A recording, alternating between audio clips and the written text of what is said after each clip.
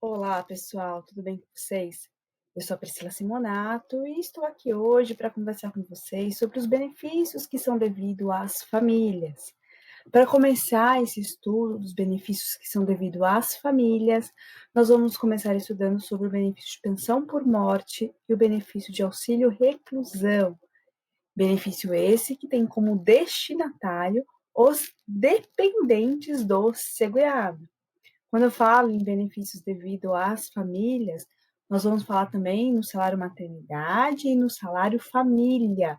Mas esses benefícios são pagos aos segurados. Então, por isso que nós fazemos essa distinção. Por isso que nós vamos começar primeiro com os benefícios que são devidos aos dependentes do segurado. Então, os benefícios de pensão por morte e o benefício de auxílio reclusão.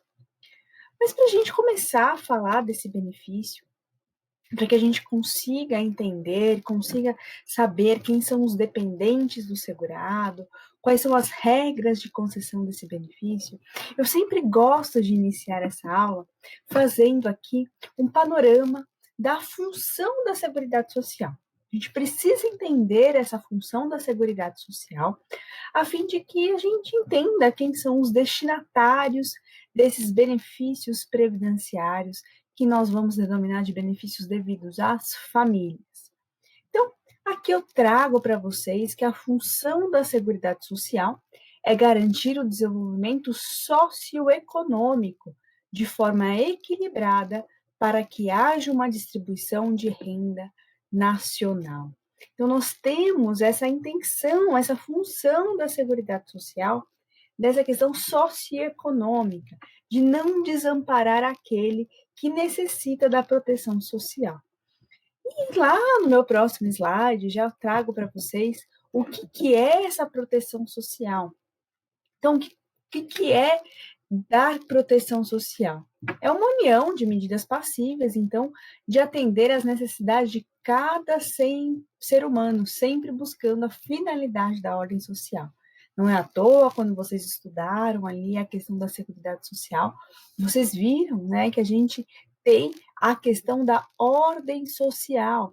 Por que a gente tem essa questão da ordem social? Justamente para dar essa proteção socioeconômica para aqueles que tiveram, então, um risco social.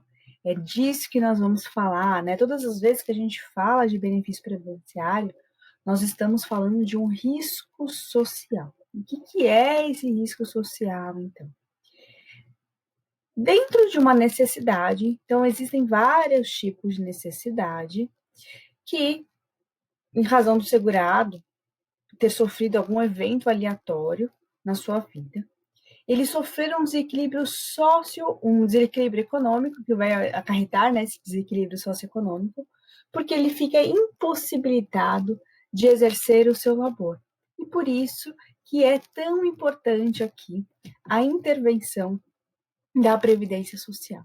Então, nesses benefícios que nós vamos estudar nessa aula, que é o benefício de pensão por morte, depois, possivelmente na próxima aula, o benefício de auxílio reclusão, nós temos a ocorrência de dois riscos sociais. Qual que é o risco social que aconteceu na morte? Nós tivemos, então, como eu próprio disse, já adiantei para vocês, nós tivemos a morte, nós tivemos esse risco social. A morte do segurado ocasionou uma perda para os dependentes. Eles estão, então, dentro de um risco social. Por isso que tem que ser devido o benefício de pensão por morte. E na reclusão, como o próprio nome diz também, ocorreu a reclusão do segurado, então tem que haver a cobertura desse risco social, e a cobertura vai ser no sentido de concessão de benefícios previdenciários, tá bem? Então é importante, sempre que a gente estuda essa questão de benefícios previdenciários, para que a gente tenha essa ideia, né, desse risco social. Todos os benefícios sempre estão envolvidos por esse risco social. E é importante que a gente saiba qual que é o risco social envolvido nesses benefícios que nós vamos estudar. E vejam só, né? O próximo slide que eu trago aqui para vocês não é um slide que não é um artigo da Constituição que fala sobre Previdência Social. Não estou dizendo do artigo 201 da Constituição Federal. Eu estou trazendo aqui o capítulo que trata da proteção da família. É importante que a gente conheça esse artigo que trata da proteção da família, porque é ele que vai nos ajudar a resolver muitas questões de ordem prática. Então, já adianto aqui para vocês, a nossa aula vai ter teoria, mas também vai ter muita prática. Todas as vezes que eu trazer aqui a legislação, vou trazer para vocês casos práticos, estudos de caso, a fim de que a gente consiga resolver as questões que nos é dada, que nos são dadas durante nossa vida laborativa, né, que é essa intenção, acredito, de vocês estarem fazendo essa pós-graduação, saber resolver casos práticos, tá? Então, tenham em mente esse artigo 226 e 227 da Constituição Federal, que trata da proteção da família. É ele que muitas vezes vai nos dar a saída para conseguir a concessão, ainda que judicial. Né? Muitas vezes a gente não consegue na esfera administrativa, a gente tem que partir para a esfera judicial, e é muitas vezes ele que vai nos dar essa resposta. Então, a função da Previdência Social, quando a gente viu sobre a função da Seguridade Social, agora falar um pouquinho da função da Previdência Social, né? A Previdência Social que está inserida dentro da Seguridade Social, é de amparar as pessoas de todas as faixas etárias. Nós não temos, é claro que determinado benefício previdenciário vai ter um requisito, um deles vai ser devido aos segurados, e para ser segurado eu preciso ter pelo menos 16 anos, mas se a gente pega no contexto, a Seguridade Social para todas as idades, inclusive a criança e o adolescente. Nós vamos falar da proteção da criança e do adolescente aqui nesses benefícios devidos às famílias. Então, por isso que nós vamos estudar esse artigo aqui da Constituição Federal. E vejam só o que diz o artigo 226 da Constituição Federal. A família, base da sociedade, tem especial proteção do Estado. Então, vejam que a família tem que ter a proteção do Estado. E de quem que é a Previdência Social? A Previdência Social é do Estado. É o Estado que institui o regime geral de previdência social e também um regime próprio de previdência social. Então, vejam que, de forma indireta, aqui nós estamos dizendo que para a família nós temos que ter também a proteção da previdência social. E olha o que traz aqui o artigo 227 da Constituição Federal. É dever da família, da sociedade e do Estado. Vejam que aqui a gente tem a figura do Estado também. Assegurar a criança, ao adolescente e ao jovem com absoluta prioridade. Então, a gente está falando aqui de criança, adolescente e jovem, com absoluta prioridade. O direito à vida, à saúde, à alimentação, à educação, ao lazer, à profissionalização, à cultura, à dignidade, ao respeito, à liberdade e à convivência familiar e comunitária, além de colocá-los a salvo de toda forma de negligência, discriminação, exploração, violência, crueldade e opressão. E como que a gente vai conseguir garantir todos esses direitos? Olha só o que diz o parágrafo 3º. O direito à proteção especial abrangerá os seguintes aspectos. Inciso 2. Garantia de direitos previdenciários e trabalhistas. Vejam que aqui no artigo que fala sobre a criança e o adolescente, nessa parte que fala sobre a família, nós temos a proteção da garantia dos direitos previdenciários dessa criança, desse adolescente e desse jovem.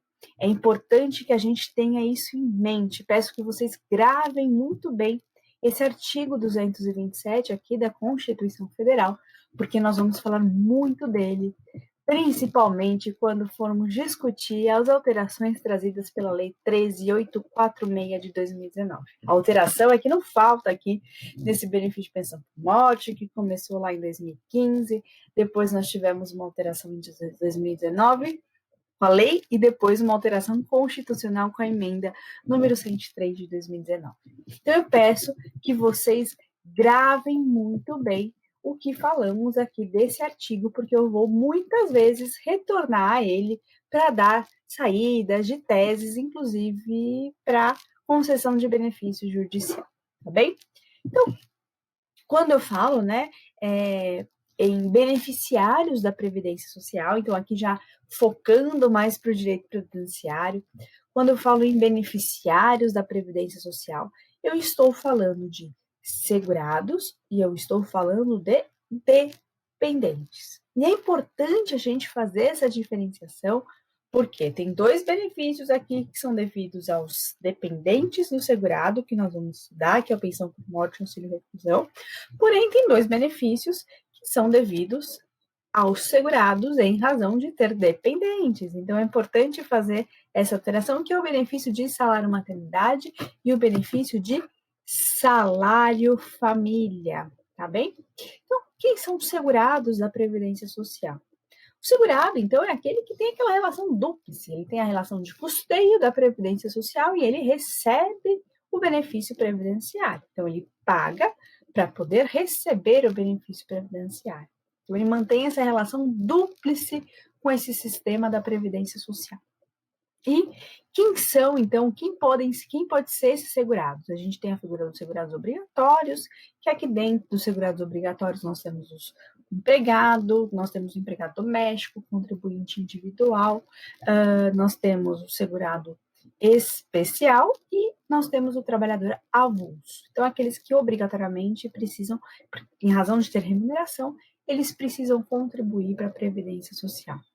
E temos também os segurados facultativos, que é aqueles que não exercem atividade remunerada, mas por algum momento, por alguma razão, eles querem essa proteção da Previdência Social. Totalmente possível, então, recolher como segurado facultativo. E quem são esses dependentes? Quem são esses dependentes dos segurados? Que podem ser tanto segurados obrigatórios quanto segurados facultativos da Previdência Social. Então, os dependentes, eles só têm uma relação com a Previdência Social no momento que há a concessão do benefício previdenciário. Aqui, com relação a dependentes, nós não estamos falando de uma relação dúplice, aquela relação de custeio e concessão de benefício previdenciário.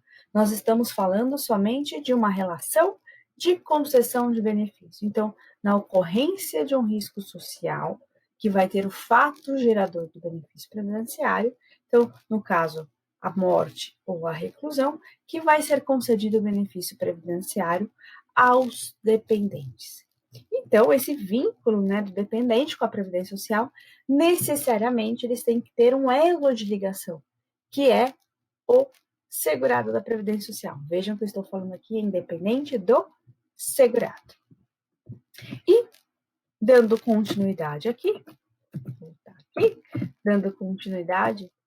quais são esses benefícios que amparam dependentes e família? Já adiantei para vocês no início da aula que nós estamos falando, então, de pensão por morte e auxílio reclusão, que são devidos aos dependentes, e estamos falando também de salário maternidade e salário família, que são devidos aos segurados em razão de ter dependentes. Então, nós vamos estudar esses 4 benefícios durante essas aulas que estão por vir. Nós vamos falar todos os benefícios devidos às famílias dos segurados. E quem são esses dependentes, então? A lei previdenciária, lá na lei 8.213 de 91, ela prevê 2 espécies de dependentes. Então, nós temos os dependentes, que nós vamos chamar de dependentes da classe 1, que são os dependentes preferenciais ou presumidos. Volto aqui para eu falar para vocês o que é ser dependente, preferencial ou presumido. Esses dependentes da primeira classe, eles não precisarão comprovar a sua dependência econômica com o segurado. Bastará comprovar a sua condição de dependente. Bastará, então, comprovar que é cônjuge, que é companheiro, que é filho menor de 21 anos, que não é emancipado, ou que seja filho, mas seja inválido, ou que tenha deficiência. Então, esses dependentes, que são os dependentes de primeira classe, daqui a pouquinho a gente vai ver de forma detalhada cada um deles.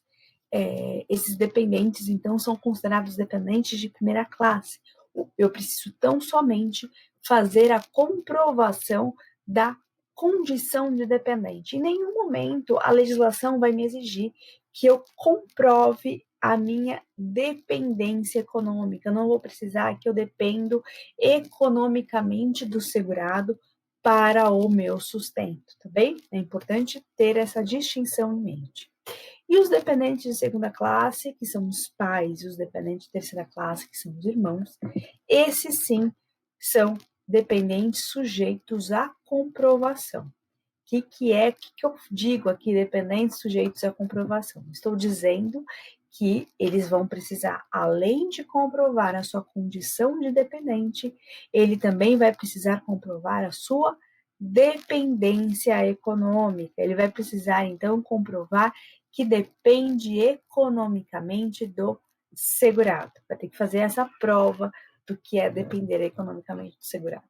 E para a gente começar a estudar, então, todos esses dependentes, a gente precisa ter um conhecimento aqui do que vem a ser dependência econômica. O que é depender economicamente do segurado?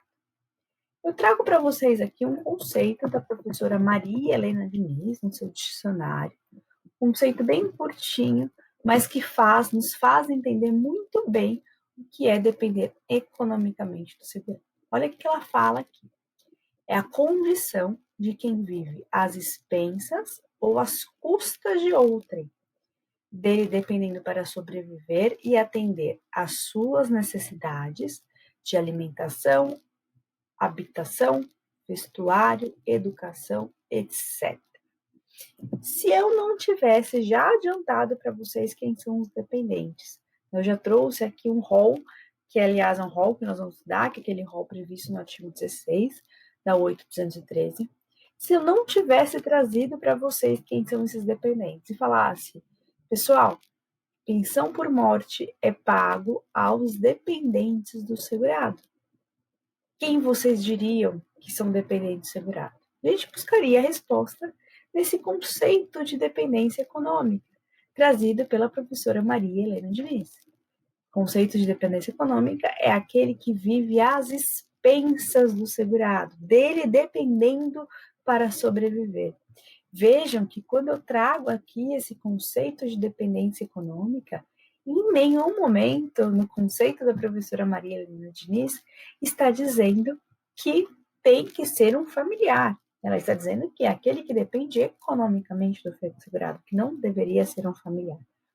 Porém, a legislação previdenciária, lá no artigo 16 da 8.213, ela traz um rol, então, dos dependentes do segurado. Eu trago aqui primeiro o inciso 1. A gente vai começar pelo inciso 1, que são chamados dependentes preferenciais ou presumidos.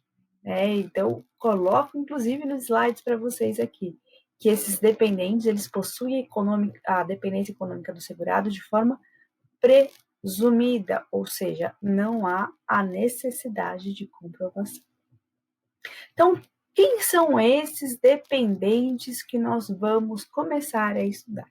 Então, primeiro nós vamos trazer a figura do cônjuge, a gente vai trazer aqui a figura da companheira, do companheiro, do filho que não pode ser emancipado. Se ele for emancipado, ele não tem direito de receber o benefício de pensão por morte. E aqui, né, a legislação, ela traz aqui, filho de qualquer condição, gente. Por mais que exista, né, a questão da igualdade prevista na Constituição, veio a Lei 813, vejam que é uma lei pouquíssimo tempo depois da Constituição Federal, que trouxe a igualdade dos filhos, né, e aquele frisa aqui, não importa que filho que é esse, qualquer filho de qualquer condição. Inclusive, guardem isso, porque a gente vai falar depois de família socioafetiva, e eu vou retomar nessa questão aqui de filho de qualquer condição. Porém, o filho tem que ser menor de 21 anos ou inválido. Aqui, o menor de 21 anos, a gente vai ver se é possível prorrogar para 24, se não é, como que tem esse entendimento jurisprudencial. O filho, se ele for maior de 21 anos, ele tem que ser inválido. Caso contrário, o benefício não vai ser prorrogado, já adiantando aqui para vocês. Ou ele tem que ter deficiência intelectual ou mental ou deficiência grave, tá bem? Então, a gente vai ver aqui quais são esses requisitos para a concessão desse benefício de pensão por morte a esses dependentes. E o primeiro que nós vamos, né, antes de a gente ver aqui quais são os dependentes, eu queria deixar uma questão já bem pontuada com vocês. Como que funciona a questão da divisão do benefício de pensão por morte. Então, a existência de dependentes de primeira classe vai excluir o direito das classes subsequentes. É isso que fala a legislação previdenciária. A existência de dependente de primeira classe exclui o direito das classes subsequentes. Isso quer dizer o quê? Que se eu tiver qualquer dependente aqui da primeira classe, eu tiver um cônjuge, companheiro, filho, menor de 21 anos, deficiente ou inválido, o que vai acontecer com os pais que estão na segunda classe, o que vai acontecer com os irmãos que estão na terceira classe? Eles não terão direito de receber o benefício previdenciário. Porém, se eu tenho dependentes dentro da mesma classe, o que vai acontecer? Que é aqui que eu pergunto, né? Como que é regulamentada a questão previdenciária? Se eu tenho mais do que um dependente dentro da mesma classe, o benefício vai ser rateado em partes iguais. E menciono aqui para vocês, vamos falar de um caso prático para que vocês consigam entender essa situação. Então, voltando aqui, o segurado ele deixou um cônjuge, deixou um filho menor de 21 anos e deixou um filho inválido. Nós estamos falando em 3 dependentes do segurado. Nós estamos falando em 3 dependentes que poderão receber o benefício previdenciário. Como que ficará essa questão, então, para a concessão do benefício previdenciário? Depois que fizer o cálculo, a gente vai estudar o cálculo de acordo com a reforma previdenciária, mas esse benefício vai ser rateado em 3 partes iguais.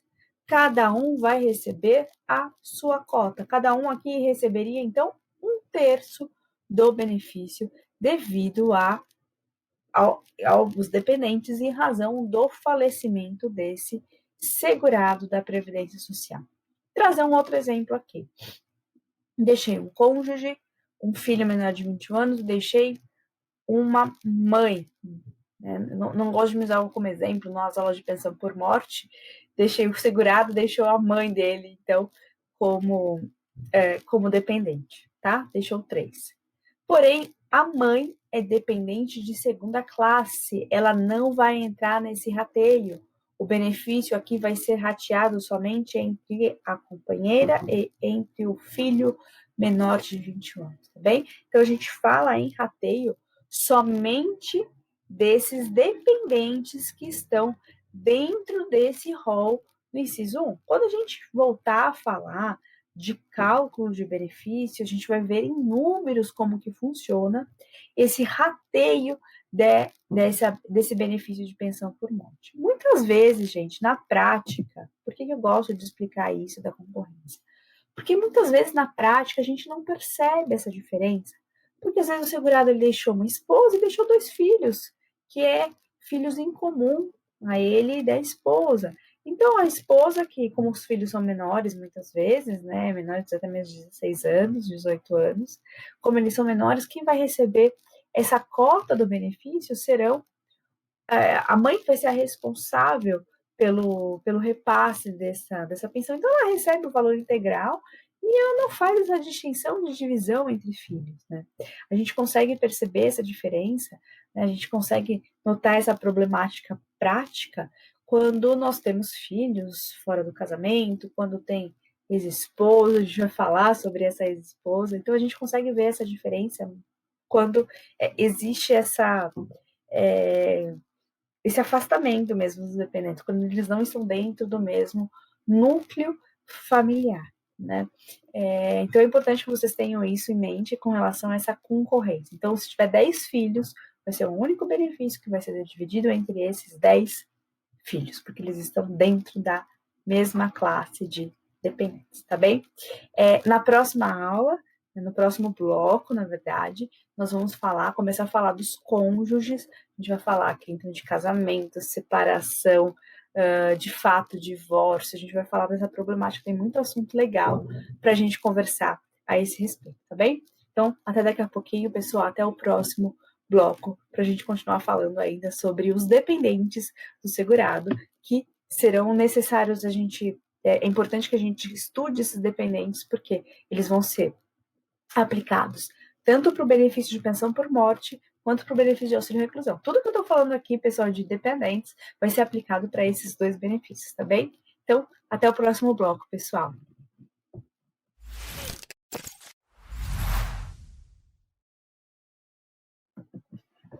Olá, pessoal, estamos de volta aqui para falar sobre pensão por morte, auxílio reclusão. A gente está primeiro a gente está estudando, então, quem são os dependentes do segurado para fins de concessão desses benefícios, então, de pensão por morte e o benefício de auxílio reclusão. Para começar, né, então, a gente já viu os dependentes lá do artigo 16, né, de uma forma global, a gente vai começar a estudar agora as problemáticas, né, cada um deles.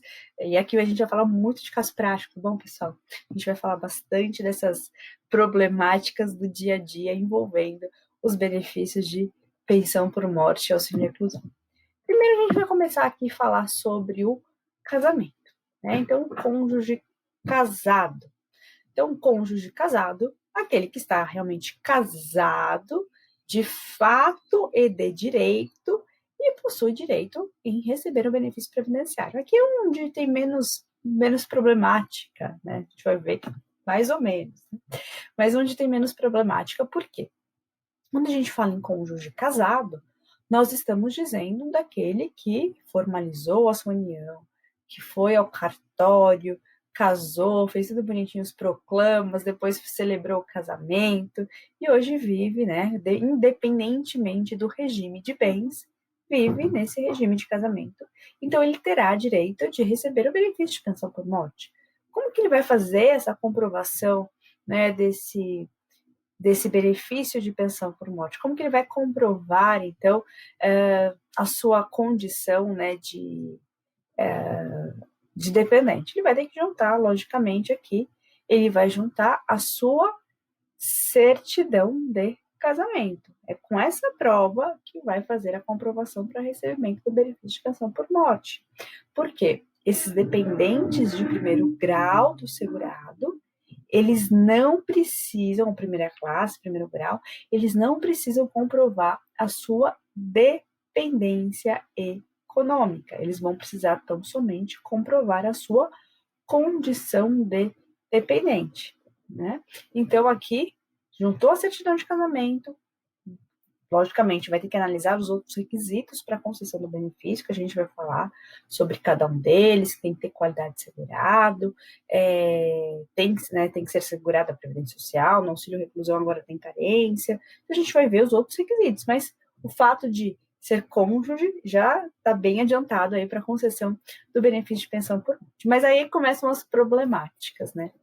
E a primeira problemática que eu trago para vocês, aqui no slide, é a questão da separação de fato. O cônjuge separado de fato teria direito de receber o benefício de pensão por morte? O que é essa separação de fato? Então, eu contraí o casamento, não formalizei a separação judicial, não formalizei o divórcio, mas estou separada de fato do segurado. Teria eu direito de receber esse benefício de pensão por morte? Depende. Por que depende? Só vai ter direito de receber esse benefício de pensão por morte se aí sim, eu vou precisar comprovar a minha dependência econômica, né? De acordo aqui com o que diz o artigo 76, parágrafo 3º. Ele diz aqui que é possível, né, parágrafo 2º, o cônjuge divorciado, separado judicialmente ou de fato, que recebia pensão de alimentos, concorrerá à igualdade de condições com o dependente. Então, por que eu falo que vai ter que comprovar a dependência econômica? Porque ele vai ter que comprovar esta questão dos alimentos, tá bem? E aqui, com relação à separação de fato, várias vezes ouço essa pergunta. Mas, professora, como que o INSS vai descobrir que o cônjuge estava separado de fato? Porque não basta ele levar a certidão de casamento dele que o benefício vai ser concedido? Não é esse documento que vai avaliar se ele tem direito ou não de receber o benefício previdenciário? Pois é, pessoal. Realmente há uma problemática aqui de como que o INSS vai encontrar, vai saber da separação de fato. Mas eu vou trazer casos práticos aqui para que vocês entendam que isso é mais comum do que se imagina. Olha só, essa é a mais comum que eu vejo no dia a dia realmente acontecendo. E vocês devem também presenciar bastante isso no dia a dia de vocês, aqueles que já estão militando na advocacia previdenciária ou aqueles que vão se deparar muitas vezes com essa questão. Olha só, pessoal. Duas vizinhas, tá? Geralmente acontece com mulheres, por isso que eu vou usar o exemplo de mulher, tá? Duas mulheres, as vizinhas, uma delas conversando com a outra no portão, diz o seguinte, que olha, eu me aposentei, eu consegui me aposentar. Eu fiz 65 anos de idade e eu consegui me aposentar. E olha só, eu nunca contribuí para o INSS, mesmo assim eu consegui me aposentar. Aí a outra vizinha fala, nossa, é mesmo? Eu não sabia disso. Como que você conseguiu essa aposentadoria sem nunca ter trabalhado? Ela fala, eu fui no fulano de tal, e o fulano de tal fez toda a documentação ali, ele é muito bom, viu? Ele conseguiu a minha aposentadoria. E essa vizinha que não estava aposentada ainda, vai feliz da vida nessa pessoa que ela foi indicada, e ela assina vários documentos, e, claro, que ela não lê o que ela está assinando. E ela não presta atenção quando essa pessoa assinalou um xizinho ali, dizendo que ela estava separada de fato. E o que essa pessoa, o que esse procurador faz por ela? Ele dá entrada no INSS num benefício que não é a aposentadoria, num benefício que é o benefício de prestação continuada, aquele benefício popularmente chamado de LOAS. Aí essa pessoa dá entrada nesse benefício e mente, presta informação falsa, dizendo que ela estava separada de fato, porque ela é casada, sempre foi casada essa mulher. Inclusive, ela está naquela situação de mulheres que deixaram de trabalhar ou não trabalharam muitas vezes depois que casaram. Muito comum acontecer isso antigamente, né? Então, ela se declarou ali separada de fato, né? Quando ela foi fazer o requerimento do benefício previdenciário, ela se declarou separada de fato e foi concedido o benefício para ela de benefício assistencial. Chegou a cartinha na casa dela, a cartinha de concessão, a carta de concessão de benefício previdenciário, e ela foi feliz da vida contar para a vizinha que, olha só, eu também agora estou aposentada. Mas mal sabe elas que não é um benefício de aposentadoria, e sim um benefício assistencial. Muito bem. Depois de concedida essa carta de concessão, passaram-se alguns anos e ela continuou recebendo esse benefício previdenciário. Passaram-se alguns anos e o marido veio a falecer. E o marido recebia uma aposentadoria muito boa, O marido recebia uma aposentadoria que quase era o teto da Previdência Social. E aí, ela conversando com a mesma vizinha, a vizinha fala, pois, você tem direito, mesmo aposentada, de receber a pensão do seu marido. Eu não sou casada, mas assim, você então você vai poder dar entrada nesse benefício de pensão por morte, vai lá no INSS e dá entrada nesse benefício de pensão por morte. Ela vai lá, feliz da vida, ainda que o marido tenha falecido, mas ela vai lá feliz da vida, porque ela vai receber a aposentadoria dele. Quando ela chega no INSS, ela dá entrada em toda a documentação, leva a certidão de casamento dela, porque até então, para ela, tá tudo certo, ela é casada. E depois de alguns anos, brincando aqui, pessoal, para descontrair, que realmente demora muito, mas tem um prazo, né, para o INSS analisar a concessão do benefício, a gente vai entrar naquela problemática dos 30 ou 45 dias, mas tem um prazo. Depois de cumprido o prazo do INSS, veio uma cartinha dizendo que ela não comprovou que o benefício foi indeferido, que ela não comprovou a sua condição de dependente. Como assim não comprovei minha condição de dependente? Aí sim que ela procurou um advogado, ela vai procurar você para analisar o que aconteceu no benefício dela. Então, ela te procura, você vai pedir o quê? A cópia do processo administrativo. Todas as vezes que a gente está diante de um indeferimento previdenciário, a primeira coisa que a gente tem que fazer, pessoal, é pedir a cópia do processo administrativo. Pedindo a cópia desse processo administrativo, que a gente vai conseguir analisar, né, os motivos do indeferimento e vamos poder atacar esses indeferimentos. E hoje está mais fácil com o meu INSS, quando ele funciona, logicamente, está muito mais fácil de despleitear essa cópia do processo administrativo. Né? Antes a gente tinha que ir até a agência, enfim. Hoje está muito mais fácil esse acesso. Então, vocês vão pedir a cópia desse processo administrativo, pediu a cópia do processo administrativo e o que vocês constataram lá, que o benefício dela foi indeferido, porque ela estava separada de fato. Foi isso que ela declarou lá no benefício de prestação continuada. E veja que situação delicada que fica essa esposa, essa viúva.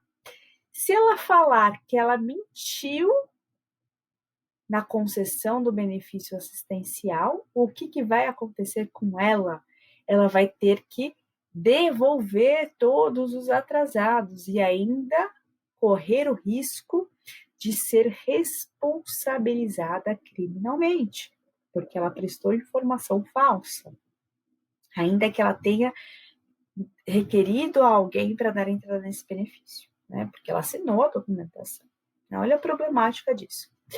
Se ela falar que realmente ela estava separada de fato, o que ela vai ter que fazer a comprovação aqui? Que ela voltou a viver em união estável com esse segurado. Então, ela vai ter que comprovar a sua condição de dependente. Né? Vejam que situação delicada. Porque para que ela tenha direito de receber o benefício previdenciário, ela vai ter que continuar mentindo, um grande problema aqui, né? E por que eu conto esse caso para vocês? Porque é mais comum do que se imagina. Eu já recebi várias vezes clientes querendo dar entrada em benefícios assistenciais porque fulano falou para ela que ela teria direito. Gente, sempre alerte essas problemáticas, porque pode ser ali que ela receba o benefício assistencial, pode ser que esteja tudo certo recebendo esse benefício assistencial, mas depois o segurado, o seu cônjuge venha a falecer e ela entra nessa problemática. Então, aqui é um exemplo de como o INSS pode descobrir essa separação de fato. Ainda falando sobre separação de fato, trago um exemplo prático aqui, que já vivenciei, né, na minha advocacia, que também é comum de se acontecer. O INSS, às vezes, utiliza algumas presunções de separação de fato, pelas provas documentais que foram juntadas. Olha só essa situação. Quando a gente fala que muitas vezes a pessoa vai de boa fé e ela acaba sendo prejudicada. Uma jovem viúva tinha 3 filhos com segurado que faleceu num acidente de caminhão. Ele era motorista de caminhão. Faleceu nesse acidente de caminhão e ela foi dar entrada no benefício de pensão por morte. Ela tinha filhos, bom, não vou me lembrar as datas exatas, a idade deles, mas vamos imaginar que tinha um filho de 7, um de 5 e um de 3 anos, tá? Filhos menores, 7, 5 e 3. E ela foi dar entrada no benefício de pensão por morte, mas ela tinha o conhecimento que o seu marido tinha filho fora do casamento, tá? E ele tinha uma filha de 1 ano fora do casamento. E de boa fé, quando ela foi dar entrada lá no INSS, ela informou o INSS, olha, eu tenho esses filhos com ele, mas ele tem um filho fora do casamento que tem 1 ano de idade. E a mãe desse filho fora do casamento foi requerer o benefício de pensão por morte. Não se sabe se ela fez de boa fé ou de má fé, ou se ela não teve a intenção de fazê-lo, mas ela fez o requerimento em seu nome também, requerendo o benefício de pensão por morte a ela, como se companheira ela fosse. E o que o INSS entendeu aqui? O INSS entendeu que esse caminhoneiro estava separado de fato da esposa e que estava vivendo em união estável com a companheira, do qual ele teve uma filha de 1 ano, porque como a filha era mais nova, entendeu que tinha sido uma separação atrás e aqui tinha havido uma nova união, ainda que estável, ainda que não formalizada pelo casamento.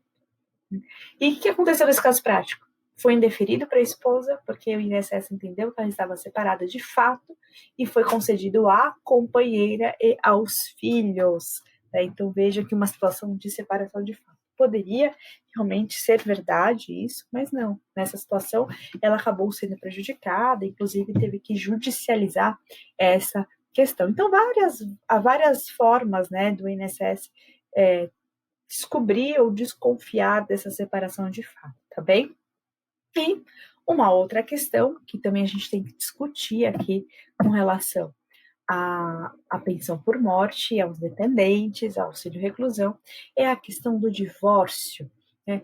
Poderia o cônjuge divorciado receber o benefício de pensão por morte? Olha o que traz aqui o artigo 76, parágrafo 2º da Lei 8.213 de 91. Artigo 76, que está dentro ali, né, da concessão dos benefícios de pensão por morte.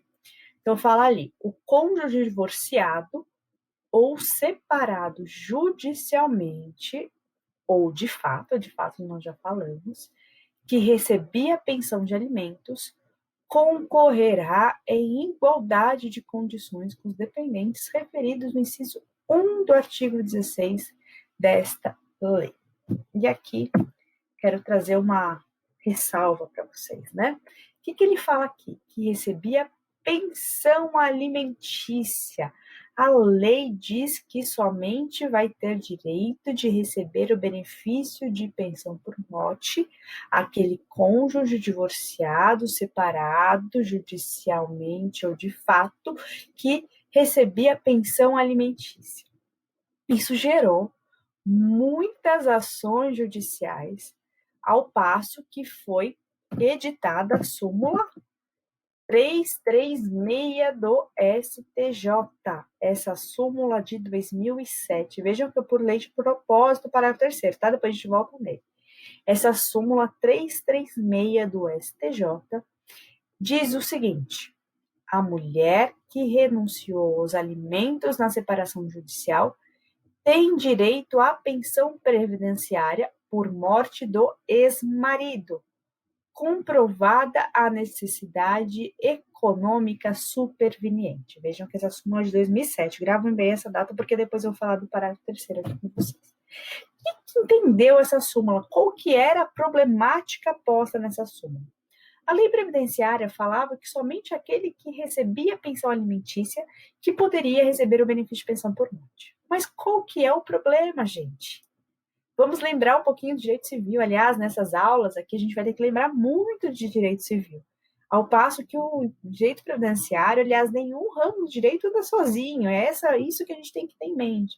A gente se especializa muito mais numa área, mas a gente não pode esquecer as áreas que estão ao nosso redor. E aqui a gente vai ter que lembrar do direito civil.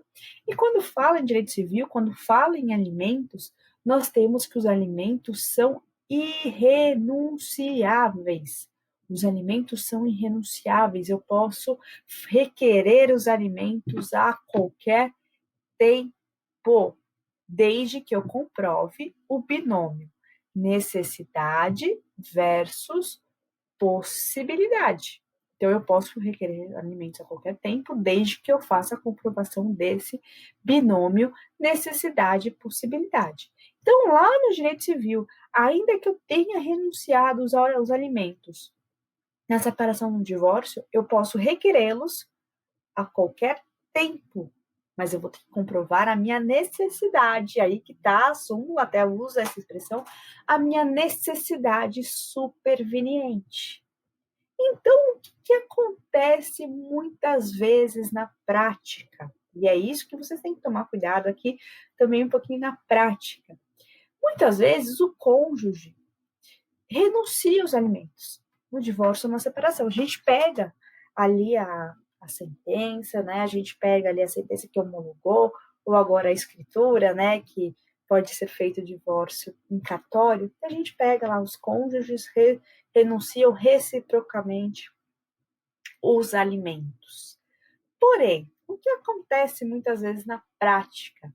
O ex-cônjuge continua ajudando a ex-cônjuge ou o ex-cônjuge continua ajudando, né, no seu sustento, continua pagando um convênio médico, continua pagando um condomínio, continua pagando um aluguel, continua pagando alimentos, e acaba dando uma ajuda financeira, aquele cônjuge separado continua dependendo economicamente, porque tem essa ajuda financeira. Como eles se separaram numa boa, eles acharam melhor não colocar ali na sentença os alimentos, sendo como obrigatórios, a fim de não, possivelmente, não gerar, ficam com medo que gere isso uma prisão, uma execução.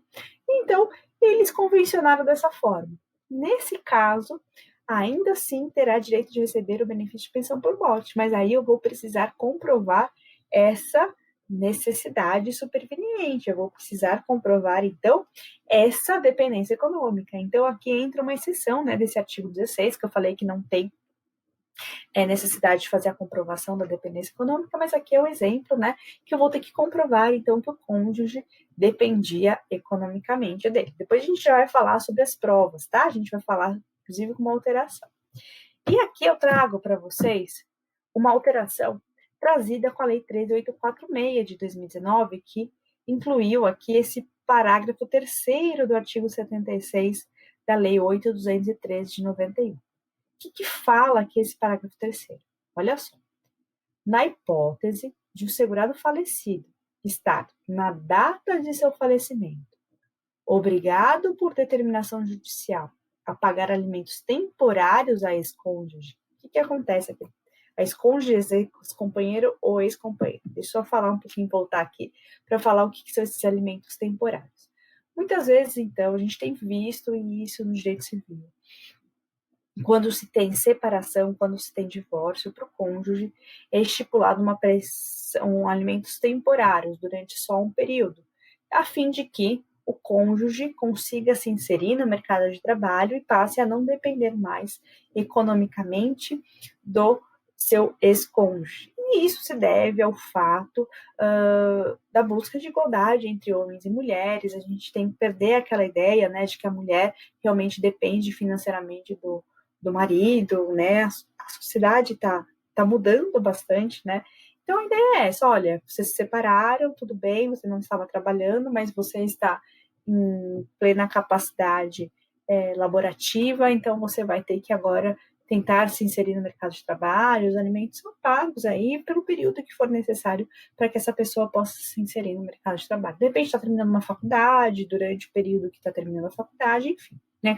Cada situação vai ter que ser vista de forma minuciosa, detalhada, né? Cada caso vai ser um caso aqui nessa questão, né?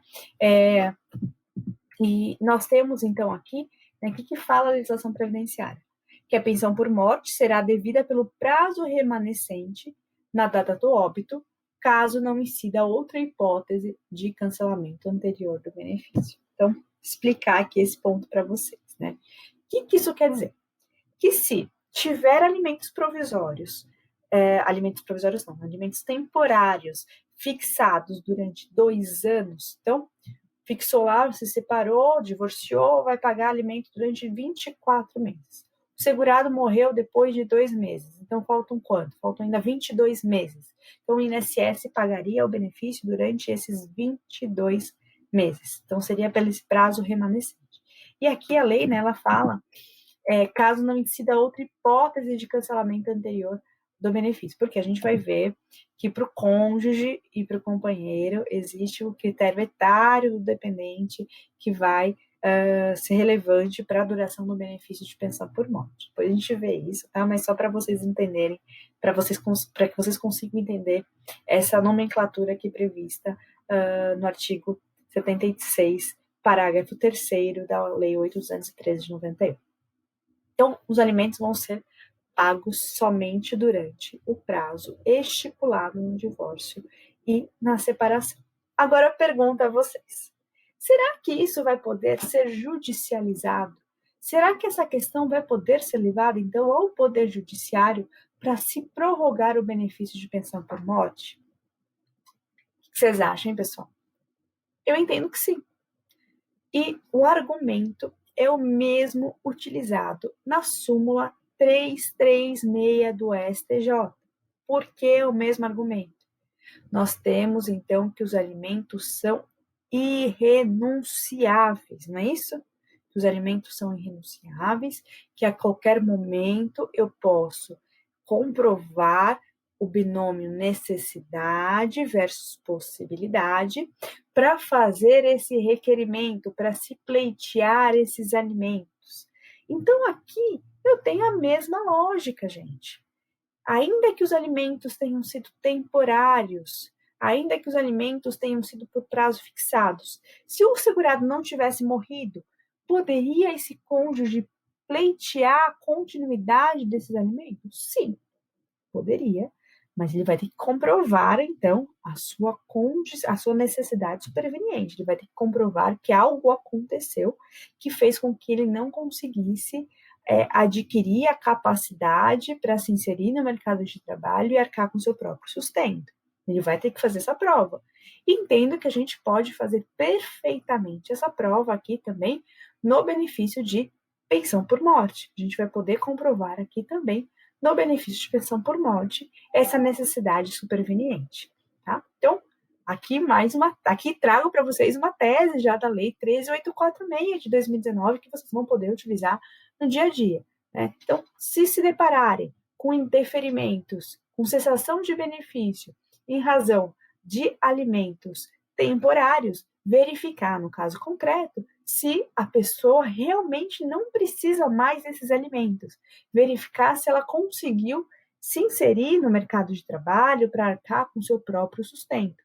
Se aconteceu algum fato durante esse período, pode ser que ela tenha ficado doente, pode ser que ela tenha ficado incapaz, alguma coisa pode ter acontecido dentro desse período que não conseguiu que ela se inserisse no mercado de trabalho, tá bem? Então, uma tese aqui trazida para vocês da Lei 13.846. Vou encerrar esse bloco por aqui, porque no próximo bloco a gente vai falar já de outro assunto, ainda dentro dos dependentes, e a gente vai trazer aqui a figura do concubinato. E quando a gente traz a figura do concubinato, a gente vai falar do concubinato puro, que é nada mais do que a união estável, que a gente vai ver que tem a proteção aqui da Previdência Social para concessão de benefícios de pensão por morte, mas a gente vai falar também do concubinato impuro, esse tem muita discussão, que é o caso de amante. Teria o amante direito de receber o benefício de pensão por morte? Então é isso que a gente vai discutir no próximo bloco. Tá bem, pessoal? Então, espero vocês e até o próximo bloco.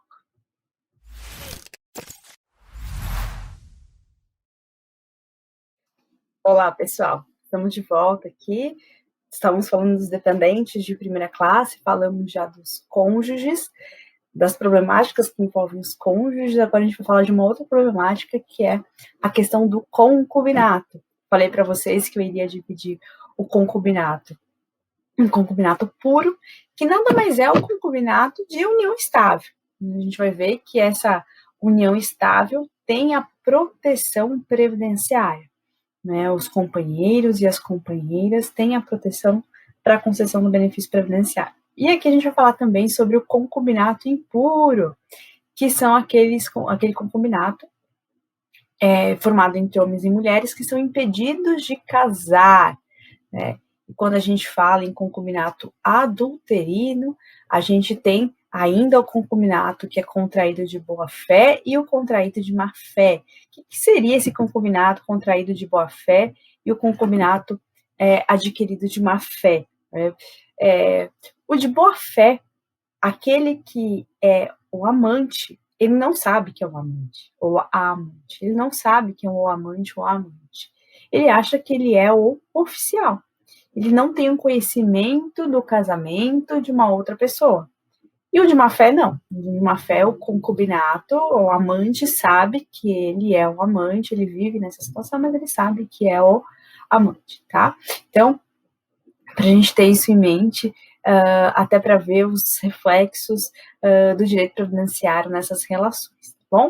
Primeiro a gente vai começar com o concubinato puro, que é a união estável. Vejam que eu volto aqui, eu trago para vocês, eu falei lá no primeiro bloco, que a gente ia falar muito do artigo 226, do artigo 227 da Constituição Federal, e eu trago aqui para vocês, então, o que está disposto lá no artigo 226, parágrafo 3º da Constituição Federal. Olha só, a família, base da sociedade, tem especial proteção do Estado.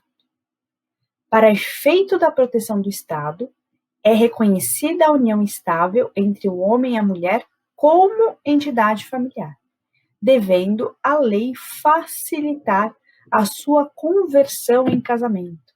Então, o que é essa união estável? Né? Quando eu estou diante de uma união estável, o que eu estou dizendo? O que eu estou dizendo? Que há uma união entre duas pessoas, a gente vai ver que, inclusive, agora o STF entendeu que pode ser entre duas pessoas do mesmo sexo, né? O direito previdenciário já era pioneiro nisso, a gente vai falar sobre esse assunto, mas aqui eu tenho a união entre duas pessoas com o objetivo de constituir família, né? Essa é a intenção, né? Não necessariamente de ter filhos, mas de formar realmente uma família, de viver essa vida em comum, né? E a união estável, ela deve ser facilitada a sua conversão em casamento, deve ser facilitada aqui, então, a união estável, de ela se tornar formal, né? Porque a união estável é justamente uma união informal, que as pessoas passam a viver sem qualquer tipo de formalidade. Aliás, se a gente pegar aqui, né, o artigo 226, parágrafo 3º, vejam que a Constituição Federal não prescreve nenhum tipo de formalidade para que essa união estável seja constituída. Nós temos aqui, né, lá no decreto 3.048 de 99, que é o decreto que regulamenta as questões previdenciárias, que regulamenta a Lei 8.213 e a Lei 8.212 de 91, ele fala aqui que a união estável é aquela configurada na convivência pública, contínua e duradoura entre o homem e a mulher, estabelecida com a intenção de constituição de família, que deve se observar aqui, então, artigo 173, parágrafo 1º do Código Civil. Então, essa é a união estável, bem? E continua aqui dizendo, lá no artigo 122, quem que vai ser considerado companheiro ou companheira, né? Então, ele fala que considera-se por companheiro ou companheira a pessoa que mantém união estável com segurado ou assegurado, sendo essa configurada na convivência pública, contínua e duradoura, estabelecida com a intenção de constituição de família. Aí ele traz aqui o que não pode, o que não configura união estável. Então, união entre os ascendentes com os descendentes, seja o parentesco natural ou civil, então não pode, né, pai casar com filho, filho casar com pai, os afins em linha reta, o adotante com quem foi cônjuge do adotado e adotado com quem foi do adotante, os irmãos unilaterais ou bilaterais e demais colaterais, até o 3º grau, inclusive, o adotado com o filho do adotante, as pessoas casadas, o cônjuge sobrevivente com condenado por homicídio ou tentativa de homicídio contra o seu consorte. Então, aqui a gente traz as situações que não vão ser configuradas como união estável. Mas o parágrafo único traz uma ressalva aqui. Ele diz o seguinte: lembra aquela situação de separação de fato que nós falamos no bloco anterior? Que a gente tem algumas situações de separação de fato, até trouxe um exemplo para vocês daquela mulher que foi de boa fé requerer o benefício de pensão por morte, e aí a mãe da criança mais nova foi requerer e o benefício foi concedido a ela. Vejam que o cônjuge era casado, mas foi reconhecida uma união estável com a atual mãe. Por que isso pode, né?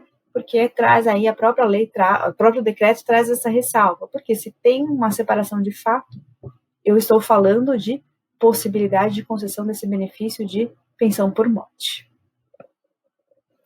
E agora nós vamos falar sobre como comprovar, como fazer prova dessa união estável. Tem sido um grande problema isso, a prova da união estável. E primeiro eu vou falar como que era essa questão da prova e vou trazer agora para vocês qual que são as alterações trazidas pela Lei 13.846 de 2019. É importante a gente ver o antes para que a gente possa entender o que está acontecendo agora. Trago para vocês aqui a súmula 63 da TNU. A súmula, vejam, é importante, eu estou trazendo para vocês as datas dessa súmula para que vocês consigam fazer uma cronologia, para que vocês consigam entender a aplicação dessas normas no tempo, bem? Então, o que dizia a súmula 63 da TNU? Que a comprovação de união estável para efeitos de concessão de pensão por morte prescinde de início de prova material. Ou seja, o que a súmula entende? Né? Essa súmula não foi revogada, mas vocês vão ver que teve uma alteração na legislação. O que essa súmula entende? Que para fins de comprovação de união estável, eu não preciso de prova material. E por que entrou nessa discussão se precisa ou não de prova material? A gente precisa entender agora a legislação previdenciária como um todo. Se pegarmos a Lei 8.213, sem alteração, por enquanto, da Lei 13.846 de 2019, vocês vão observar que em nenhum momento a Lei 8.213 de 91 dizia ser necessária a prova material para comprovação de condição de dependente ou para comprovação de dependência econômica. Em nenhum momento a lei dizia isso. O que dizia que precisava de início de prova material era o decreto 3.048 de 99. Aliás, a gente vai ver daqui a pouquinho esse decreto, ele traz um rol de documentos necessários para a comprovação da condição de dependente e para a comprovação de dependência econômica. Era o decreto 3.048, então, é o decreto 3.048 de 99 que traz esse rol. E as pessoas acabavam se confundindo muito. Por quê? Lá na 8.203 de 91, quando fala de tempo de contribuição, tempo de serviço, fala que para comprovação de tempo de contribuição ou tempo de serviço, necessita de início de prova material. E as pessoas acabavam achando que isso também era necessário para a comprovação de dependência econômica e condição de dependente. Mas a lei não fazia nenhuma restrição nesse sentido, era só o decreto que trazia essa restrição. E na prática, o que acabava acontecendo? Na prática, quando o segurado, quando o dependente ia requerer o benefício de pensão por morte, o INSS exigia, conforme estipulado no decreto 3.048, pelo menos 3 documentos para se comprovar a dependência econômica. E muitas vezes o segurado o dependente não tinha essa documentação, o dependente não tinha esses documentos, pelo menos 3 documentos para se comprovar a dependência econômica ou a condição de dependente. E esse benefício de pensão por morte, então, era judicializado.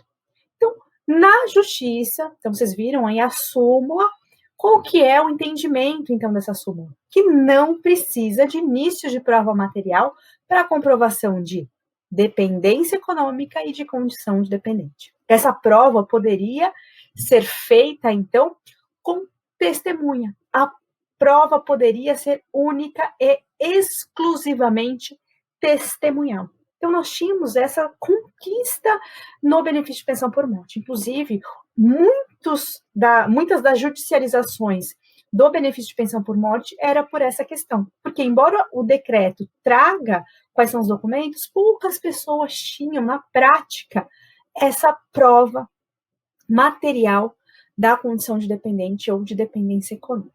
E aí, gente, o que aconteceu? Por que eu trouxe a data da súmula de 2012 para que vocês consigam entender o que alterou com a Lei 13.846 de 2019, né?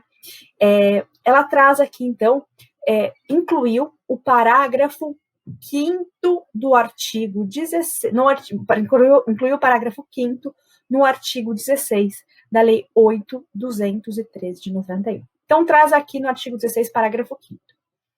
As provas de união estável e de dependência econômica, então, que a gente estava falando que no Poder Judiciário não exigia, exige início de prova material. Então, a alteração trazida pela Lei 13.846 de 2019, agora exige, falei que não existia na legislação isso, mas agora tem na Lei 8.213 de 91, a obrigatoriedade de juntar início de prova material para comprovação de união estável e de dependência econômica. E olha só o que fala aqui, que essa prova, ela não pode ser qualquer prova, ela tem que ser contemporânea dos fatos, ou seja, os documentos têm que ser da época que se pretende comprovar essa união estável e essa dependência econômica. Então, veja que não é qualquer prova. Ele fala em início de prova material contemporânea dos fatos, porém, essa prova contemporânea dos fatos não pode ter sido produzida em período superior a 24 meses, e aqui ele fala em data do óbito ou do recolhimento à prisão do segurado. Por quê? O disposto nesse artigo 16, como eu já mencionei para vocês, ele se aplica tanto ao benefício de pensão por morte, quanto ao benefício de auxílio reclusão. Então, essa prova material contemporânea tem que ser produzida nos últimos 24 meses. Então, 24 meses antes do óbito ou 24 meses antes da prisão do segurado. E o que fala aqui ainda o parágrafo 5º do artigo 16, que não será admitida a prova exclusivamente testemunhal. Então, algo que nós tínhamos conquistado ali no Poder Judiciário, inclusive com a edição da súmula, não é mais possível com a Lei 13.846 de 2019, bem? Então, não podemos mais ter essa prova exclusivamente testemunhal. E aqui ele traz uma exceção, exceto na ocorrência de motivo de força maior ou caso fortuito, conforme disposto em regulamento. Então, caso tenha alguma questão, né, de caso fortuito ou força maior, algum acidente, alguma catástrofe, algum desastre que tenha feito com que se perdesse as provas em razão de um furto, de um roubo, não vai ser necessário aqui a prova, o início de prova material, se admite a prova única e exclusivamente testemunhal. Vamos ver aqui alguns exemplos para que vocês consigam entender essa exceção trazida pelo artigo 16, parágrafo 5º, aqui da 8.213 de 91. Trazer alguns casos práticos aqui para que vocês consigam entender. Então, o caso de Brumadinho, por exemplo, que ocorreu, infelizmente, aquele acidente terrível, que muitas pessoas vieram falecer, que inclusive causa que alguns corpos não foram encontrados. A gente vai falar no momento oportuno sobre a morte por desaparecimento. A gente vai entrar nesse aspecto da morte, né, daqueles corpos que não foram encontrados. Então, pode ser que a pessoa não tenha o documento, então, nesse caso, poderá ser alegada a ocorrência de força maior ou caso fortuito. Então, logicamente, nós vamos ter que avaliar isso no caso em concreto. Que é importante nós trazermos o disposto no parágrafo 6º do artigo 16 da 8.213 de 91.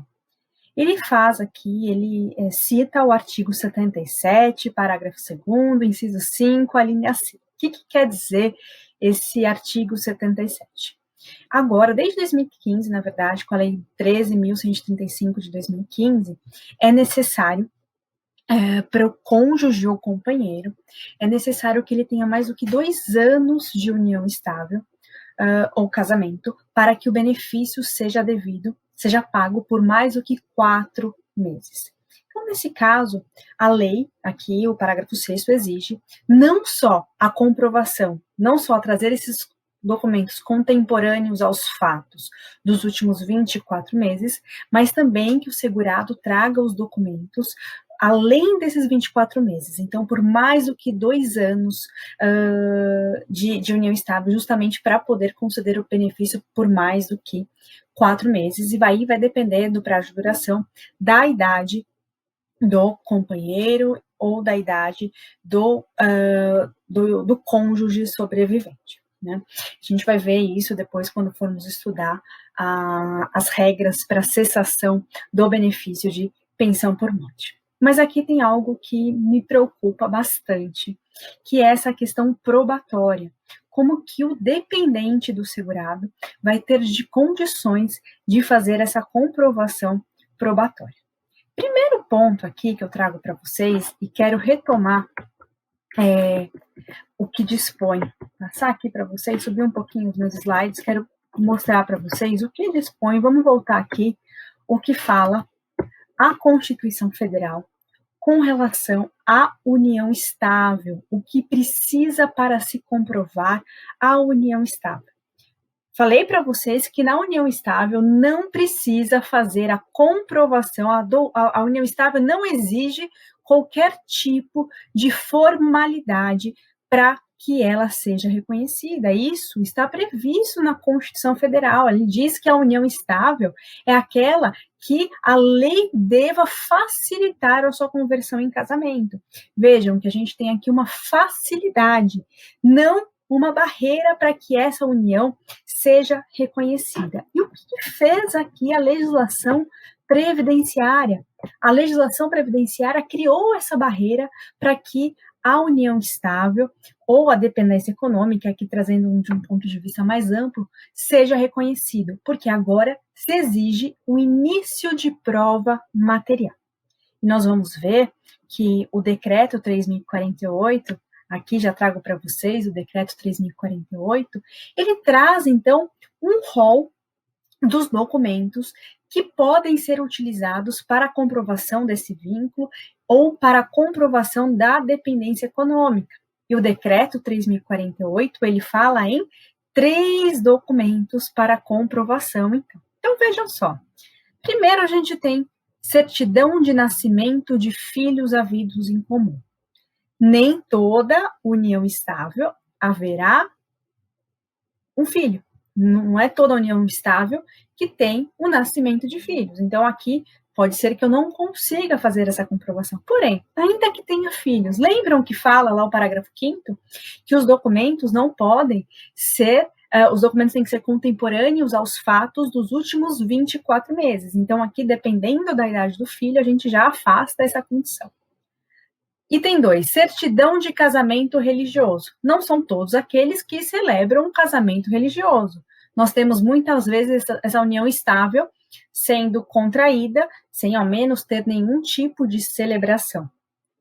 Item 3, declaração do imposto de renda do segurado, em que conste o interessado como seu dependente. Gente, quem é que declara imposto de renda? São poucas as pessoas que declaram imposto de renda justamente por não ter renda suficiente para fazer essa declaração. Então, aqui a gente já exclui uma parte da população. Outro item, disposições testamentárias. Gente, quem faz testamento no Brasil? Quem faz testamento é quem tem bens. Quem é que tem bens? É a minoria da população. Então, aqui a gente afasta também uma proteção previdenciária. Aí aqui a declaração especial feita perante o tabelião, que aqui já tem uma formalidade, mas poucas pessoas têm acesso a realizar esse documento. Aí vocês podem dizer aqui que a outra prova é uma prova fácil de trazer no dia a dia, que é a prova de mesmo domicílio. Não, gente, essa prova também não é fácil para muitas pessoas. Dependendo da região que a pessoa mora, ela mora às vezes em uma comunidade que não tem endereço, que tem ali, você manda carta para uma central dessa comunidade e é distribuída. Então, nem sempre a pessoa vai ter essa comprovação de mesmo endereço. Que prova de encargos domésticos evidentes, existência de sociedade ou comunhão dos atos da vida civil. a procuração ou fiança reciprocamente otorgadas. Vejam que, assim, são situações bem particulares, né, que muitas vezes as pessoas não têm acesso a isso, uma vez que elas não têm qualquer tipo de renda para otorgar uma procuração, conceder uma fiança. Vejam aqui, conta bancária em conjunto, a gente entra na mesma situação, as pessoas muitas vezes não têm nem conta bancária, quem dirá conta bancária em conjunto, né? Registro em associações de qualquer natureza, onde conste interessado como dependente segurado. Aqui talvez possa ter, mas ainda assim seria um único documento, a gente está falando aqui de no mínimo 3, né? Anotação constante de livro ou ficha de registro de empregados. Isso se for um segurado empregado, mas nós temos tantos outros segurados aqui da Previdência Social. Apólice de seguro de vida, gente. Quem tem seguro de vida? Ficha de tratamento de instituição de assistência médica, na qual consta o segurado como responsável, né? A gente não vai ter aqui a questão de convênio médico também, mas às vezes levou para fazer um tratamento, isso acaba sendo, internou alguém, enfim, isso acaba sendo uma prova também.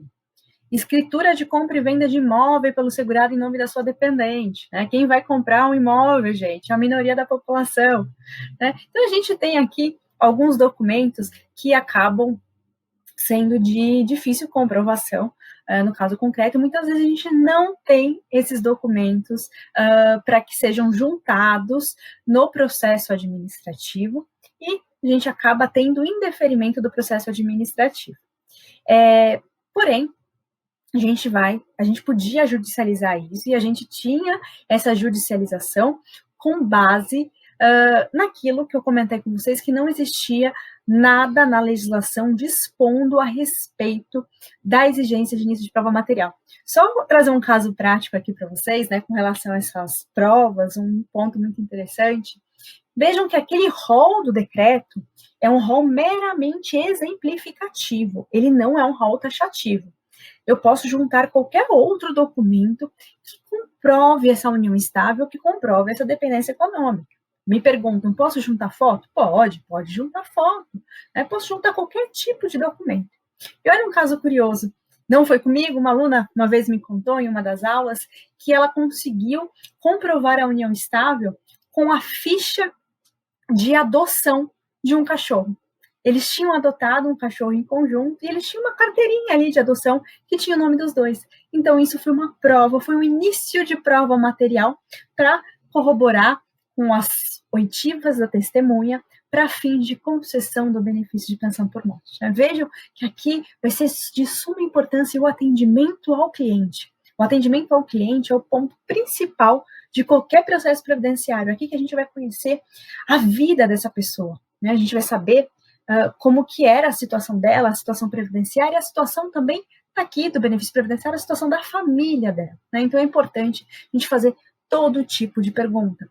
Olhar ali o atestado de óbito, quando vocês se depararem com o atestado do óbito, sempre vejam quem é o declarante, porque isso às vezes causa muito problema prático.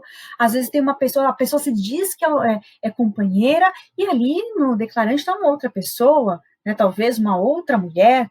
E é importante a gente analisar essa situação. Daqui a pouquinho eu conto um caso prático para vocês que traz essa questão realmente de uma outra pessoa declarar esse óbito. Voltando aqui, gente, para esse artigo 16, parágrafo 5º e 6º, tem algo que me preocupa aqui, que é o requerimento desse benefício na esfera administrativa. E agora que nós temos a figura do INSS digital, do meu INSS, na verdade, porque aqui a gente está falando do requerimento do segurado, muitas vezes esse segurado ele não sabe quais são os documentos que ele tem que juntar. Ele não vai se atentar que ele tem que juntar os documentos dos últimos 24 meses.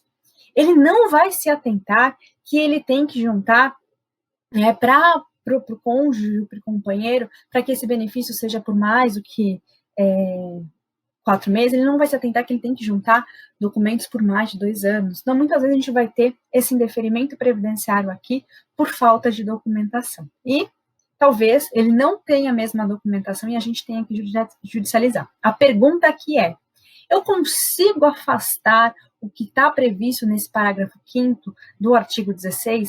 Eu consigo dizer que, além dos casos de caso fortuito ou força maior, consigo dizer que não precisa ter prova documental? E aqui eu trago uma tese para vocês. E qual que é a tese? Lembram lá do artigo 226 da Constituição Federal, que trata da questão da união estável, que traz que a união estável é aquela união informal, aquela união que não precisa de formalização? Poderia, então, a lei previdenciária exigir prova material para reconhecimento dessa união estável? Entendo que não.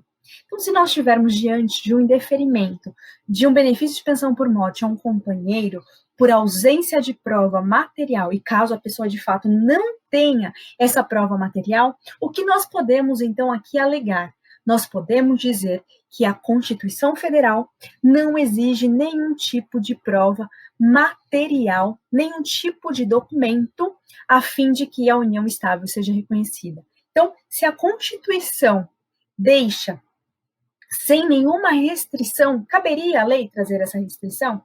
Entendo que não. Então, a gente tem uma tese aqui que a gente pode levar para o Poder Judiciário caso tenhamos um indeferimento administrativo. E isso vai ser muito comum, porque geralmente os indeferimentos dos benefícios de pensão por morte, eles se davam justamente pela ausência de provas da condição de dependente e ausência de provas de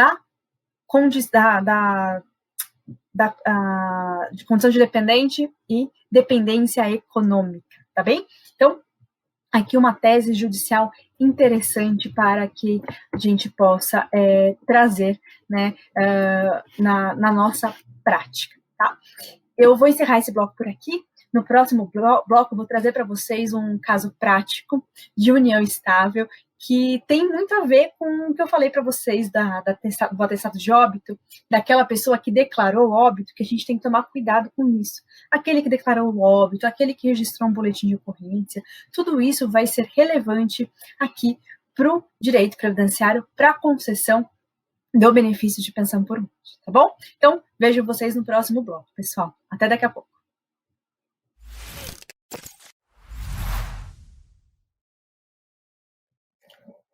Olá, pessoal. Estamos aqui de volta, então, com mais um bloco falando sobre os dependentes para fins de concessão dos benefícios devidos às famílias. Então, nós estamos falando dos dependentes para fins de recebimento de auxílio reclusão e benefício de pensão por morte. Estava falando para vocês no último bloco sobre a questão que temos agora sobre a necessidade de início de prova material e trouxe para vocês todas essas problemáticas que vão envolver os nossos casos práticos. E eu queria trazer aqui para vocês um caso prático, a fim de que a gente possa ver, inclusive, como tem sido a jurisprudência nesse sentido. Trouxe aqui, então, eu disse que a gente faria bastante introduções de ordem prática. Esse benefício é um benefício que tem muitos aspectos polêmicos e práticos para que a gente possa conversar. Então, o caso prático que eu trouxe aqui para vocês sobre a questão de união estável. Vejam, queria deixar claro para vocês aqui que eu não inventei nada, tá, gente? Isso daqui é realmente casos verídicos. Todos os casos que eu trouxe aqui são casos reais que de fato aconteceram. Só para situar vocês, tá? Esse caso não é um caso que envolve o regime geral de previdência social, é um caso que envolve o regime próprio de previdência social. Mas quando a gente fala em independentes, as regras são basicamente as mesmas. E é um caso bem interessante que vale a pena a gente discutir a respeito. Olha só. Então, a autora era companheira do servidor público e falecido, senhor Ronaldo, desde o ano de 1977. O servidor público falecido, anteriormente à sua relação com a autora da presente ação, já fora casado, tendo seu casamento se iniciado em 14 de dezembro de 1971. Então, ele era casado e depois ele teve uma companheira. Em 1990, conforme possível se observar da cópia da certidão de casamento anexo, foi decretado o divórcio do falecido com sua esposa. Depois, o divórcio foi decretado depois que ele começou a constituir essa união estável com a companheira. Muito embora o de Cujus tenha se divorciado tão somente em 1990, este não mais convivia com a sua esposa.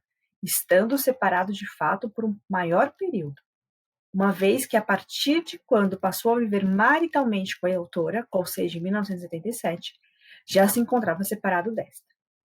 Tem-se, portanto, que desde 1977, ou seja, há quase 40 anos, o autor e o decujus passaram a conviver maritalmente, constituindo assim uma sociedade matrimonial de fato, configurando-se assim uma união estável. O falecido e o companheiro da autora veio a falecer em 3 de março de 2014. Nesse sentido, a requerente solicitou o benefício de pensão por morte junto ao SPPrev, mas o pedido foi indeferido sob a alegação de que ela não comprovou a união estável à época, e bem como não apresentou os documentos necessários para a comprovação. E aí eu vou trazer aqui para mim e contar um pouquinho dessa história para que vocês consigam entender a sentença, como que eu trouxe a sentença aqui para vocês analisarem comigo. Então, olha só, eram 2 mulheres, então, pleiteando o benefício de pensão por morte. A companheira, que teve o seu benefício negado administrativamente, e nós tínhamos também a ex-esposa, que embora ela estivesse separada de fato, ela alegava que tinha voltado a conviver com o seu ex-marido. Muito comum acontecer isso na prática também.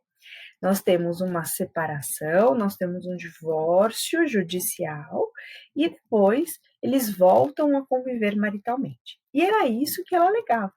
Ela alegou que, embora eles estivessem divorciados, ele era pai do filho delas, então eles voltaram a conviver logo no finzinho de vida dele.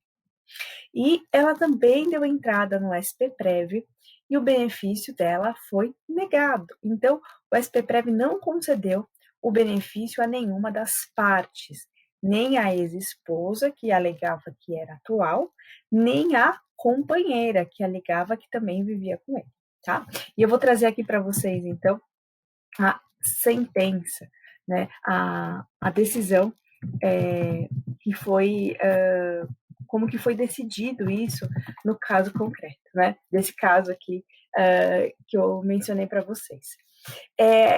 Então, a decisão, a sentença, foram ouvidas testemunhas, então figurou no polo ativo, figurou a ex-esposa, que vivia agora de fato com o segurado, e também foi chamada para compor a lide essa mulher que se dizia companheira. E tinha alguns fatos que fazia realmente crer que essa atual companheira também vivia união estável com ele.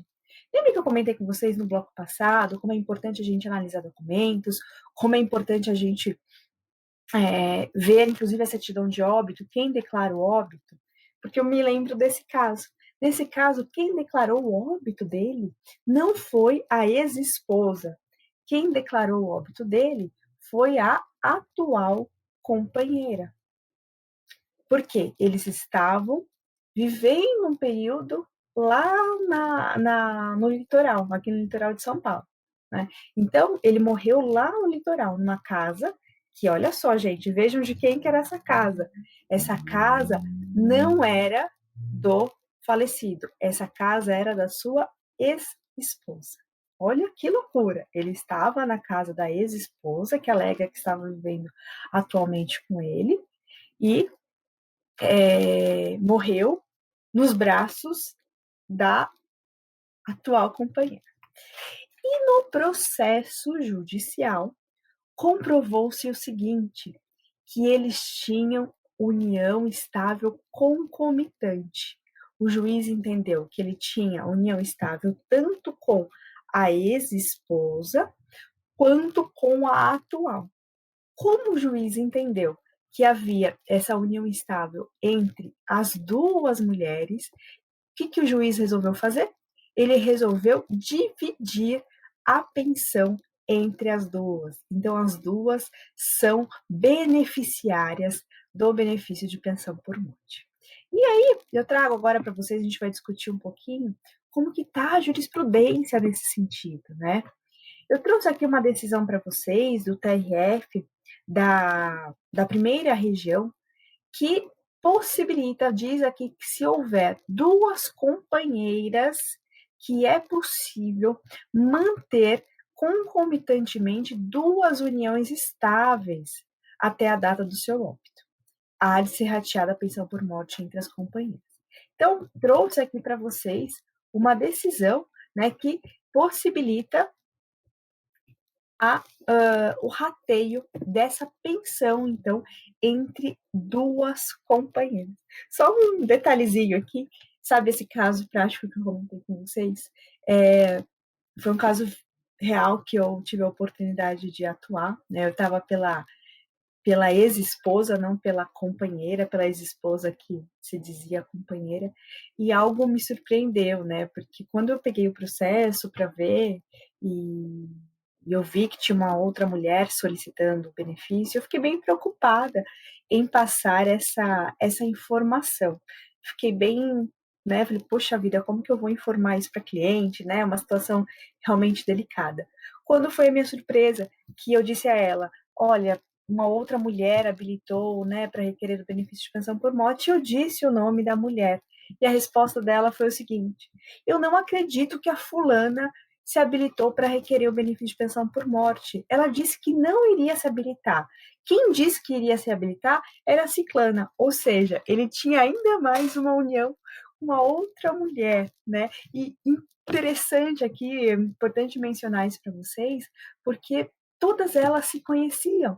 Lembra aquilo que eu comentei com vocês, que a gente tem que ver se a relação tinha uma boa fé, uma má fé, como que estavam as partes ali. Vejam, todas elas sabiam da existência da outra e todas elas dependiam economicamente do segurado, muito embora a legislação não exige que se comprove essa dependência econômica, né? A legislação traz essa dependência econômica como sendo uma dependência econômica presumida, que inclusive isso tem um tema também na TNU discutindo a respeito se essa presunção ela é absoluta ou se essa presunção é relativa.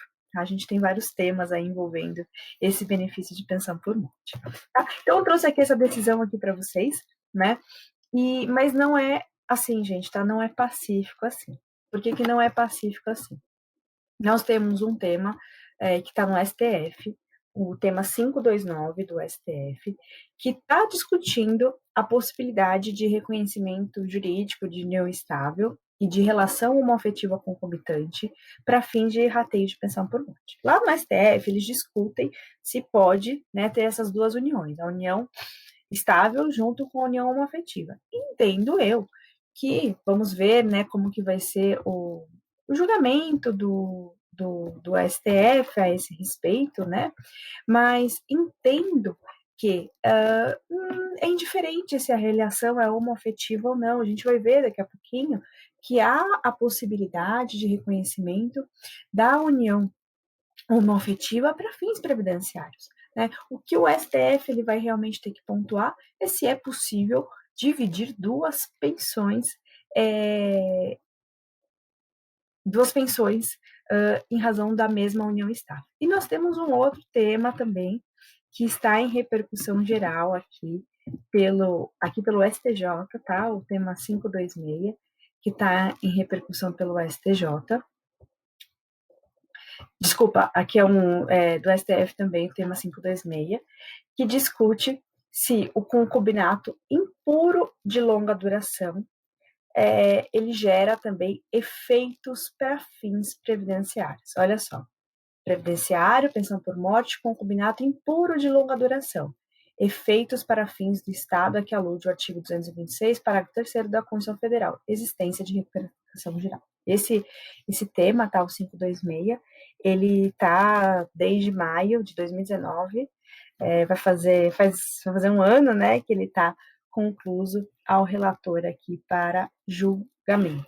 Né? Então, a gente tem aí vários temas envolvendo a questão da pensão por morte para ser decidido no STF. Interessante, gente, é que esses temas, eles trazem muita repercussão, não só para o direito previdenciário, mas se vocês olharem, verem quem quem estão os institutos que estão habilitados como amicus curiae, existe o instituto, o IBDP, que está habilitado nesses temas para tratar da questão previdenciária, mas também nós temos institutos de direito de família, o IBDFAM, por exemplo, eles se habilitaram para discutir esses temas que eu trouxe aqui para vocês, esse 526 e esse 529. Por quê? O reconhecimento dos efeitos previdenciários, ainda que indiretamente, eles acabarão repercutindo também na esfera civil. Veja, a gente está discutindo aqui se concubinato impuro de longa duração, aquele concubinato que é realmente amante, né, que é impuro, mas que teve uma longa duração, se ele vai gerar efeitos previdenciários. Se ele gera efeitos previdenciários, pode ser que também gere efeitos no direito civil, gera efeitos hereditários. Né? A gente está vendo uma discussão, né, fazer prática aqui, né, trazer prática, a gente está vendo uma discussão do caso do Gugu, por exemplo. Né? No caso do Gugu, entra mais aquele tema, o tema 529 do STF, né, mais semelhante que é aquele tema 529 do STF, que discute a possibilidade, então, de uma união estável ser concomitante com uma relação homoafetiva, né, que tenha lá a esposa do Gugu, a companheira, na verdade, do Gugu, que ela alega que é companheira, mas tem essa discussão ainda se ela é companheira ou não. Estou dizendo aqui sempre é processo, tá, gente? Então, pode ser que eu fale algo que não está realmente na legislação, nos autos do processo, eu tenha me equivocado, mas o que passa na mídia, né, trazer aqui o que passa na mídia, que é o que a gente tem acesso, a companheira, então ela recebia uma pensão dele, ela tinha realmente uma dependência econômica dele, e agora um companheiro, então, alega que era companheiro homoafetivo do Gugu. Então, teria ele direito também de receber o benefício de pensão por morte? E aí, o que a gente tem que lembrar, né, os requisitos da união estável, que a união estável é aquela união duradoura, aquela união pública. Olha os pontos que a gente vai ter que realmente se apegar, né? A gente se apega muito aqui nas questões realmente de direito civil. O benefício de pensão por morte é um benefício que tem muita interlocução com o direito de família. A gente precisa ter conhecimentos do direito de família para entender aqui esse benefício de pensão por morte.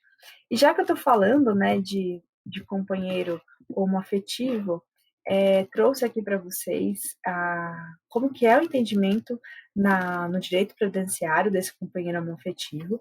Nós temos, desde a IN 45, de 2010, que agora nós temos aqui a IN 77, já trouxe com a IN atual, né, a IN que está em vigor, mas é desde 2010, por uma portaria do Ministério da Previdência Social, essa portaria 513, o companheiro ou a companheira do mesmo sexo de segurado inscrito no RGPS integra o rol de dependentes e, desde que comprovada a união estável, concorre para fins de pensão por morte e auxílio reclusão. Vejam, desde 2010, o INSS reconhecendo administrativamente a união homoafetiva. Não pensem vocês que eles reconheceram isso espontaneamente, tá, pessoal? Só tá aí na instrução normativa, só teve essa portaria em razão de uma ação civil pública que discutiu a respeito. E antes, como que era o entendimento? Olha só que absurdo. Eles entendiam que a união era homoafetiva, eles reconheciam a união homoafetiva para fim de concessão de benefício de pensão por morte, porém, eles exigiam que o companheiro ou a companheira homoafetiva comprovasse a sua dependência econômica. Vejam só, como eles tratavam ainda os companheiros homoafetivos de forma desigual, porque os companheiros heteroafetivos, heterossexuais, não precisam fazer a comprovação da dependência econômica. A gente viu que tem a dependência econômica presumida. E aqui, né, eles traziam essa necessidade para o companheiro homoafetivo comprovar a dependência econômica. Agora não mais, tá, gente? Eles estão no mesmo rol, lá no artigo 16, inciso 1, na classe 1. Então, eles não precisam comprovar a sua dependência econômica. E aqui eu trouxe a decisão do STF a respeito do assunto, não a respeito da questão previdenciária, mas a respeito do reconhecimento da união heteroafetiva como uma união estável. Então, grifei alguns pontos aqui interessantes da decisão do STF. Ele diz, né, que não importa se a família for formal ou informalmente constituída, ou se integrada por casais heteroafetivos ou por pares homoafetivos. Ele traz aqui que a intimidade e vida privada que tem que ter isonomia entre casais heteroafetivos e pares homoafetivos, que somente ganha plenitude de sentido se desemboca no igual direito subjetivo à formação de uma autonomizada família. Então, ele diz aqui que há possibilidade de se reconhecer a família homoafetiva ou a família heteroafetiva para fins previdenciários, tá? Então, a gente tem esse posicionamento do STF, então, administrativamente, a gente consegue comprovar, né, concessão da benefício de pensão por morte. Só que, nesse caso, a gente não se esqueça, que se a família não for regularmente constituída, vai ter que fazer prova da união estável como qualquer outro companheiro, né? Como qualquer outro companheiro, a gente vai ter que fazer a prova dessa união estável. E aqui, trazendo assuntos polêmicos, né, a gente tem muitas interlocuções com o direito de família e a gente tem que falar muito nessas novas famílias que são formadas, né, a gente tem, né, essa união, a reconhecimento dessa união homoafetiva, homossexual, e também aqui eu vou trazer um assunto polêmico para vocês, que é o poliamor. O que é o poliamor? Eu trouxe uma figurinha aqui para que vocês entendam o que é esse poliamor. O poliamor é uma relação plural. Eu trouxe um conceito para vocês da professora Maria Berenice Dias, ela fala muito sobre o assunto. Diz: o pluralismo das relações familiares, que é outro vértice da ordem jurídica, ocasionou mudanças na própria estrutura da sociedade. Rompeu-se o aprisionamento da família nos moldes restritos do casamento, mudando profundamente o conceito de família. A gente já viu, né, que realmente mudou esse conceito, inclusive, né, o STF fala isso quando ele reconhece a união homoafetiva. A consagração da igualdade, o reconhecimento da existência de outras estruturas de convívio, a liberdade de reconhecer filhos havidos fora do casamento operam verdadeira transformação da família. Então, aqui a professora Maria Berenice Dias sinalizando que a gente tem novos conceitos de família. E esse conceito de família que eu trouxe aqui para vocês é esse poliamor. Eu trouxe aqui uma definição do que vem a ser esse poliamor. Olha só, no poliamor, uma pessoa pode amar seu parceiro fixo e amar também as pessoas com quem tem relacionamento extraconjugais, ou até mesmo ter relacionamentos amorosos múltiplos, que há sentimento de amor recíproco entre todos os envolvidos. Então, quando eu falo em poliamor, eu tenho uma relação tripla, quádrupla, quíntupla, eu tenho uma relação ali que todos vivem em conjunto. Eu não estou falando aqui de concubinato, tá? Concubinato, nós vimos lá que a relação desse concubinato, então eu tenho um núcleo familiar e o homem ou a mulher desse núcleo familiar tem uma outra família, né? Tem uma outra relação fora do casamento. Aqui não. Aqui no poliamor eu tenho uma relação dentro desse núcleo familiar. É o mesmo núcleo familiar, né? Trago aqui, ó, os poliamoristas argumentam que não se trata de procurar obsessivamente novas relações pelo fato de ter essa possibilidade sempre aberta, mas sim de viver naturalmente, tendo essa liberdade em mente. O poliamor pressupõe uma total honestidade e seio da relação. Não se trata de enganar nem de magoar ninguém. Tem como princípio que todas as pessoas envolvidas estão a par da situação e sentem à vontade com ela. A ideia principal é admitir essa variedade de sentimentos por se desenvolver em relação às várias pessoas e vão além da mera relação sexual. Então, aqui, quando a gente fala que vai além da mera relação sexual, a gente está dizendo que tem realmente aquele objetivo de constituição de família, né?